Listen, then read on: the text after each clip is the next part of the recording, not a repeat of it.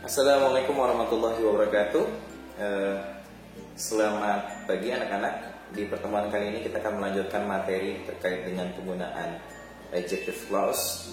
Hanya saja ini merupakan penguat ya dari materi sebelumnya. Jadi sebagian kita ada yang bertanya sebenarnya adjective clause ini apa ya? Nah, dalam kesempatan kali ini mari kita sedikit membahas tentang apa itu sebenarnya adjective clause. Nah, seperti yang Anda lihat di papan tulis pada saat ini, saya memiliki dua buah contoh dan ini masih dalam berbahasa Indonesia. Pada contoh yang pertama saya tulis saya mempunyai sebuah pena baru.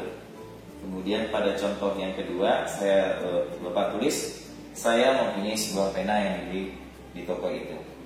Nah, dua kalimat ini yang akan kita perhatikan adalah posisi yang menjadi objek pada saat ini. Nah, kenapa? Karena dalam hal ini kita memiliki kata benda, ya, kata benda di mana memiliki penjelasan yang berbeda. Pada contoh yang pertama, ya, sebuah pena baru. Benda utamanya adalah pena, hampir sama dengan contoh yang kedua, sama-sama juga pena, ya. Cuma saja yang dalam contoh yang pertama penjelasnya untuk kata bendanya itu hanya berupa kata, yaitu baru. Jadi fungsi kata baru itu menjelaskan, sementara pena itu dijelaskan. Nah, dalam beberapa kasus seringkali juga beberapa penulis akan menyelipkan barangkali kata yang. Jadi ini opsional sekali. Dan kebanyakan orang sudah paham, tidak harus pula kita mengatakan sebuah pena yang baru, tapi cukup sebuah pena yang baru. Orang sudah paham bahwasanya kata baru menjelaskan pena. Untuk contoh yang kedua, kita menggunakan objek berupa sebuah pena yang dibeli di toko itu. Nah, kasus yang ada di sini, Anda melihat yang menjelaskan tidak berupa kata. Yang menjelaskan tidak berupa kata, tapi melainkan sebuah anak kalimat, ya. Bisa dikatakan ini anak kalimat karena di sini kita memiliki sebuah predikat dan sebuah keterangan. Nah, di sini kata yang memang sangat dibutuhkan, bukan sebuah opsi harus ada atau tidak, tapi memang dibutuhkan karena ini memberikan informasi yang spesifik. Namun secara umum fungsi tetap sama, pena masih yang dijelaskan, sementara mulai dari yang sampai dengan di toko itu, ini jatuhnya menjelaskan. Nah, ini yang perlu Anda pahami. Jadi kalau di bahasa Indonesia kebanyakan ketika kita ingin menjelaskan sebuah kata benda, maka kita akan meletakkan penjelasannya tepat sesudah dari kata benda. Nah, sekarang mari kita lihat yang berbahasa Inggris. Bagaimana jika kita terjemahkan ke dalam bahasa Inggris? Nah, apa yang terjadi? Jika Anda melihat perubahannya, ya, kita bikin sendiri. I have, kita bikin simple present saja. I have a new pen. Kalau contoh yang kedua, I have a pen which is bought from, kita ganti ya, bukan dari ya, bought at that store. Oke.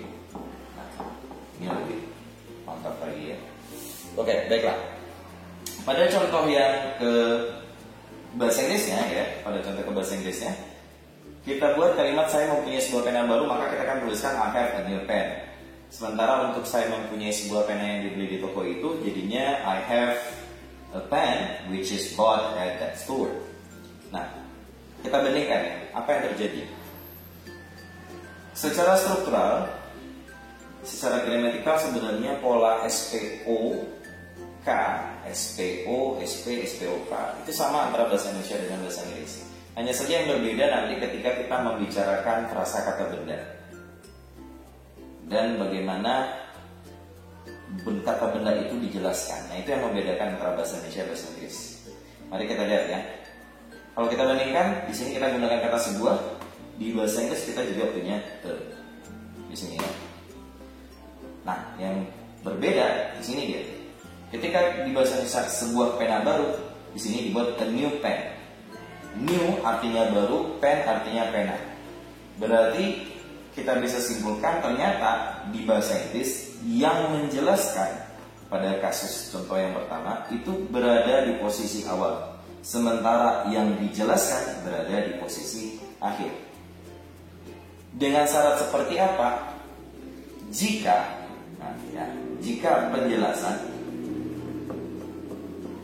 yang berupa kata sifat atau adjektif hanya berupa kata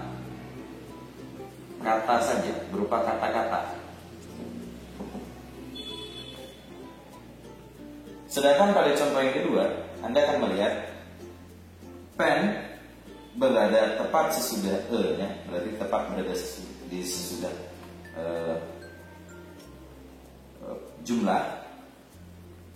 Ini dijelaskan, sementara yang menjelaskan mulai dari which hingga that store.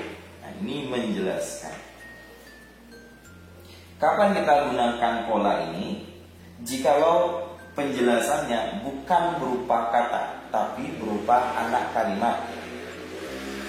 Nah, jadi gunanya penjelasan seperti ini baik bahasa Indonesia bahasa Inggris kan sangat simpel sekali ya.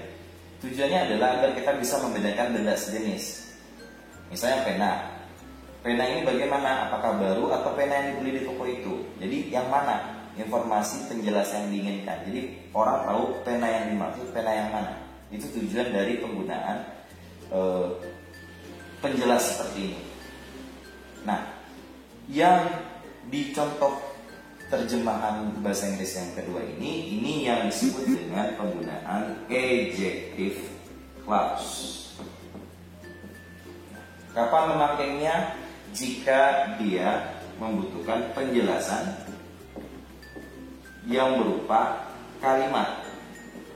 Dalam hal ini maksud lebih spesifiknya adalah semi kalimat barangkali, atau sebagian mengatakan anak kalimat. Ini dia. Jadi adjective clause ini gunanya kalau kita ingin menjelaskan suatu benda di mana ya, suatu benda di mana benda tersebut tidak bisa dijelaskan hanya dengan kata-kata saja, tetapi harus dijelaskan dengan sebuah kalimat. Misalnya pena yang mana? Pena yang dibeli di toko tersebut. Nah, seperti itu. Nah, baiklah, barangkali cukup sekian dulu video dari saya kali ini. Jadi jika ada pertanyaan atau komentar nanti silakan nanti di bagian bawah dari video ini. Terima kasih atas perhatian Anda. Bapak Saudari, assalamualaikum warahmatullahi wabarakatuh.